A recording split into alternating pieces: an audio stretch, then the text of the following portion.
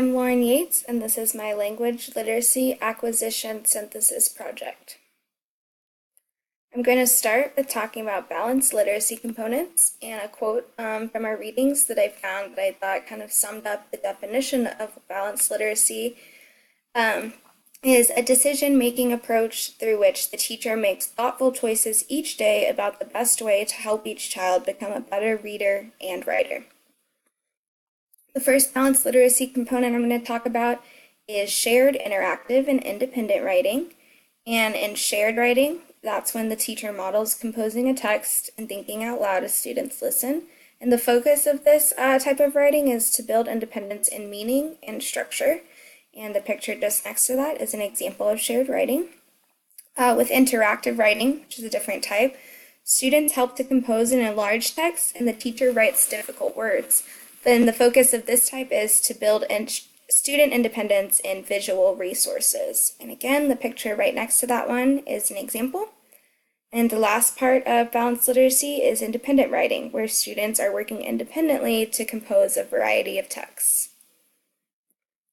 The next component I'm going to talk about is the 6 traits of writing, and there's a visual that sums them up for you. The first ones I'm going to talk about are ideas and organization. Ideas are the content of the piece of writing and should paint a vivid picture of clear and detailed thoughts. They should hold the reader's attention, and when ideas are strong, the message of the writing and overall theme is clear. I put organization with ideas because the next trait, organization, is driven by ideas and is the central message. Without it, the theme gets messy and hard to detect. The next traits are voice and word choice. Voice is defined as the heartbeat of our writing. It's our sense of who the person behind the words is and why exactly they are writing the way the author chose to. And word choice goes along with voice a lot, and it's the words, phrases, or expressions that writers carefully choose to convey their ideas, create mental images, or explain concepts. And the picture I put there was put tired words to bed, and that's an example of a strategy to get students to use better word choice.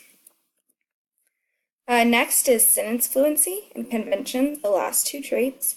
Sentence fluency is the rhythm and flow of the language, the sound of word patterns, the way in which writing sounds to the student's ears.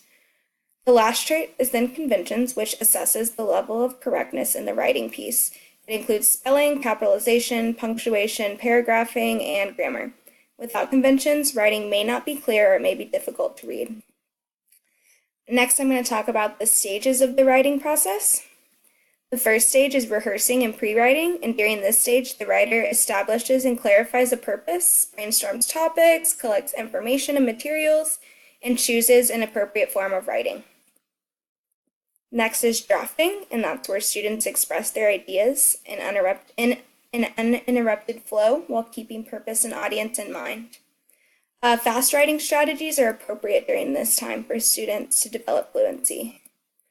Next is revising, and in the revising stage of the writing process, it provides a time for students to narrow down their topic, eliminate irrelevant material in their writing, reorganize it, write more drafts, all that good stuff. And a good example of a tool to use in the classroom is word processing programs like Word, which allow the students to easily reformat their work. The next stage is editing.